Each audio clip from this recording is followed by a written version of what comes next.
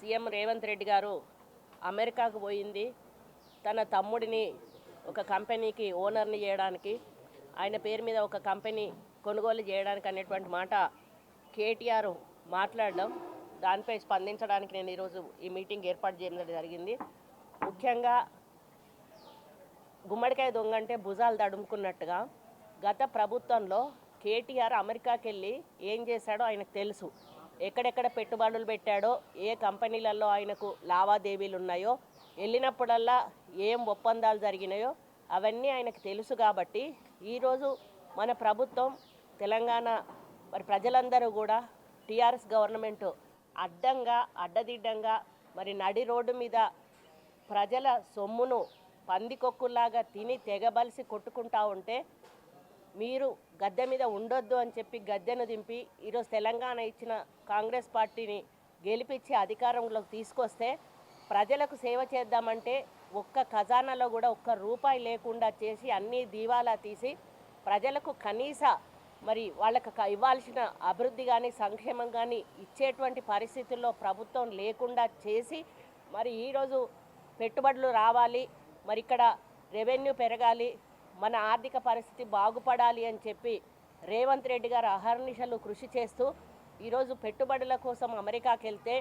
మరి ఆయన తమ్ముడిని బద్నాం చేస్తూ మాట్లాడడం అనేది చాలా హాస్యాస్పదంగా ఉంది.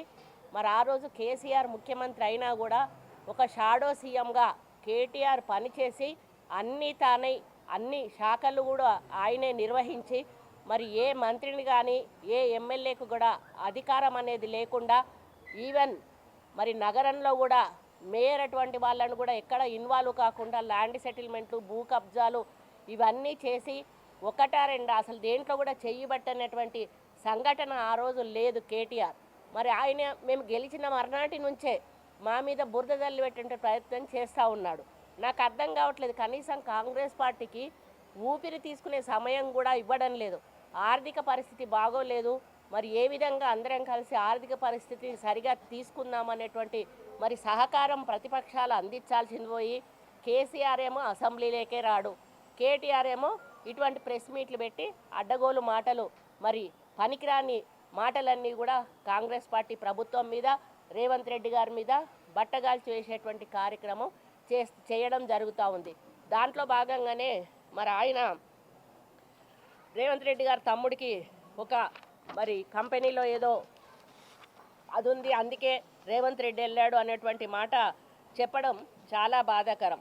మరి గతంలో 22 జూన్ 10వ తేదీన భువి బయోకెమికల్స్ కంపెనీ 1040 కోట్ల పెట్టుబడితో ఇథనాల్ యూనిట్ని, ధాత్రి బయోసిలికేట్ కంపెనీని 160 కోట్లతో సిలికాన్ బయోగ్యాస్ యూనిట్ను కోరుట్ల నియోజకవర్గంలో మెట్పల్లి మండలం మెట్ల చిట్టాపూర్లో స్థాపించినట్లు మంత్రి కేటీఆర్ స్వయంగా ప్రకటించారు. ఆ ప్రకటన కూడా వాళ్ళ పేపర్లోనే, తెలంగాణ పేపర్లోనే వచ్చింది, తెలంగాణ టుడే వాటిల్లో, అది మీకు చూపిస్తాను. మరి ఆ మేరకు అప్పుడు కంపెనీ ఎంఓయూ కుదుర్చుకున్నది. బీఆర్ఎస్ పత్రికలైన తెలంగాణ టుడే, నమస్తే తెలంగాణలో ఈ విషయాన్ని 10th జూలై 22 వాళ్ళు అచ్చేయడం జరిగింది. దీంట్లో ఈ పరిశ్రమల స్థాపనలో 2000 మందికి పైగా ఉపాధి కల్పించనున్నట్లు నాటి పరిశ్రమల శాఖ మంత్రి కేటీఆర్ గారు మరి ఊదరగొట్టడం జరిగింది. కానీ విచిత్రమైన అంశం ఏంటంటే ఈ కంపెనీ రిజిస్టర్ అయిందేమో 14th జూలై 2022, కానీ మరి వీళ్ళేమో పెట్టుబడులు ఎంఓయూ పెట్టుకున్నదేమో 10th జూన్ 2022. అంటే దీంట్లో ఎంత లూప్ హోల్స్ ఉన్నాయో ఈ ఒక్క చిన్న దాన్ని బట్టే మనకు అర్థమవుతా ఉంది. అంటే అప్పటికే రిజిస్ట్రేషన్ కానటువంటి కంపెనీ మీద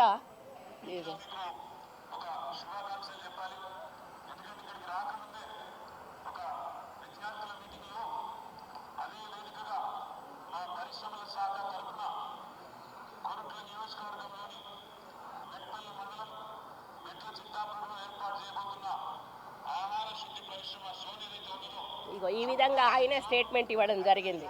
అంటే కనీసం రిజిస్ట్రేషన్ లేనటువంటి కంపెనీ తోటి ఎంఓయూ చేసుకోవడం అనేది ప్రజలను ఏ విధంగా మోసం చేశారో మనం అర్థం చేసుకోవాలి. ఇంకొక కంపెనీ ధాత్రి బయోసిలికేట్, ఇది కూడా వీడియోలో ఉంది, అది కూడా ఓపెన్ చేస్తుంది.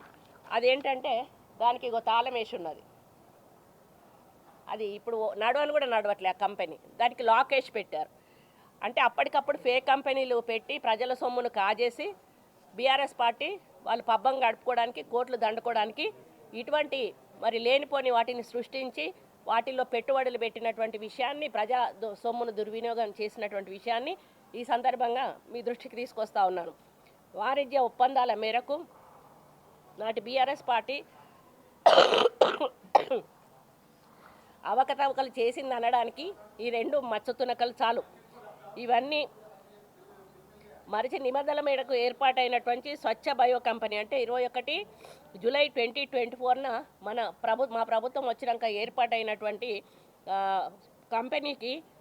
కంపెనీ సీఎం గారి తమ్ముడికి లబ్ధి చేకూరుతుందని చెప్పడం అనేది అదే ఇప్పుడు భుజాలు తడుముకున్నట్టుగా ఆయన చేశాడు కాబట్టి సీఎం కూడా అందుకే వెళ్ళాడు, ఆయన తమ్ముడికి లబ్ధి చేకూరడానికి వెళ్ళాడు అని ఇప్పుడే బట్టకాల్చి మీద వేసి ముందే వాళ్ళ మీద దాడి చేసేటువంటి ప్రయత్నం, కాంగ్రెస్ పార్టీ ప్రభుత్వం మీద దాడి చేసేటువంటి ప్రయత్నం చేస్తూ ఉన్నాడు.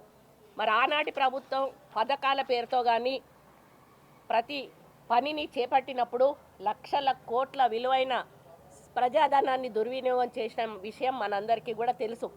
ఆ రోజు కాళేశ్వరం ప్రాజెక్ట్ అయితేనేమి, మేడిగడ్డ అయితేనేమి, మిషన్ భగీరథ అయితేనేమి, మిషన్ కాకతీయ అయితేనేమి, దళిత బంధు అయితేనేమి, దళితులకు 3 ఎకరాల భూమి అయితేనేమి, ధరణి భూమిని మరి ధరణి అనేటువంటి పేరుతోటి అక్రమంగా పట్టాలు చేసుకొని టీఆర్ఎస్ నాయకులు అనుభవిస్తున్న పరిస్థితి కూడా మరి ఇప్పుడు మా కాంగ్రెస్ పార్టీ బయటకు వచ్చిన తర్వాత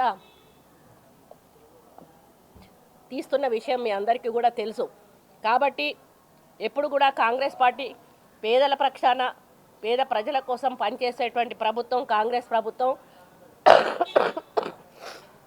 రేవంత్ రెడ్డి గారు సీఎం అయిన రోజు నుంచి 16 గంటలు పనిచేస్తూ ఏ విధంగా మళ్ళీ పునరుజ్జీవనం చేయాలి తెలంగాణను, మళ్ళీ బంగారు తెలంగాణ దిశగా ఏ విధంగా నడిపించాలి, మరి ఈ లోటు రెవెన్యూని ఏ విధంగా పూడ్చాలి అనేటువంటి ఒక క్రమశిక్షణతోటి ఆయన ముందుకెళ్తున్న సమయంలో ఈ విధంగా కేటీఆర్ మాట్లాడడం ఏదైతే ఉందో చాలా హాస్యాస్పదంగా ఉంది.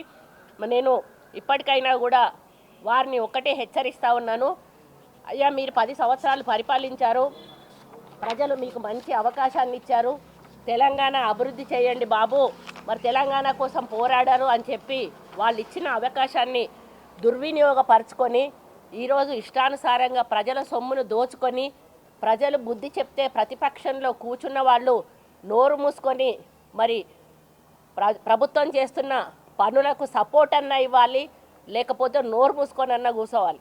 అంతేగాని వచ్చిరాని విమర్శలు చేసి వచ్చిరాని మరి మీద బట్టగాలు చేసే కార్యక్రమం దయచేసి చేయొద్దు అని చెప్పి కేటీఆర్ గారిని హెచ్చరిస్తూ ఉన్నాను.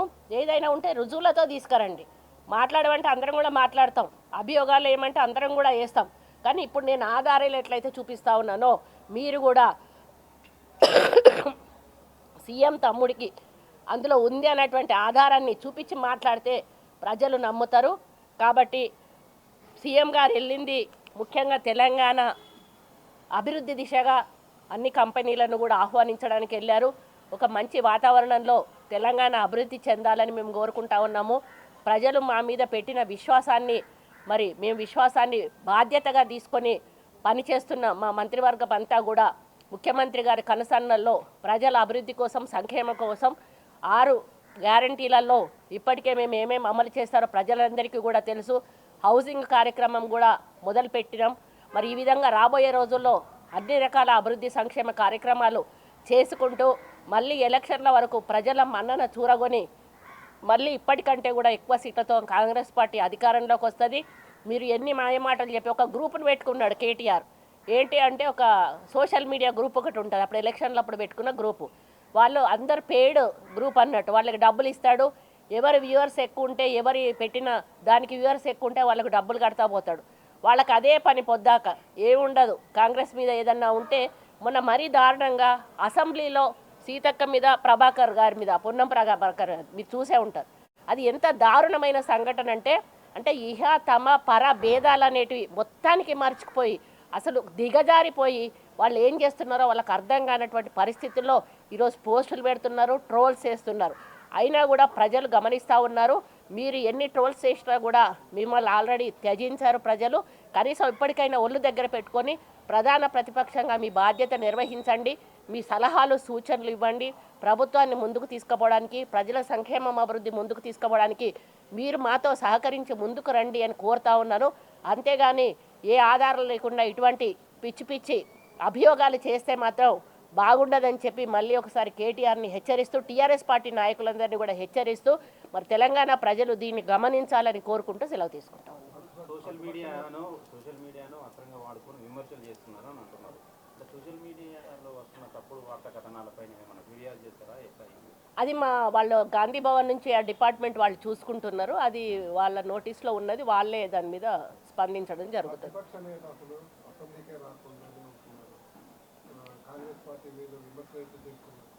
అదే కదా, వాళ్ళకి రెస్పాన్సిబిలిటీ ఉన్న వాళ్ళు అయితే లోపలికి వచ్చి మాట్లాడాలి. లోపల మాట్లాడకుండా బయట పోయి మాట్లాడడం ఏంటి? లోపల మాట్లాడాలి, దానికి ఆన్సరు ప్రభుత్వం తరఫున మేము ఇస్తాము.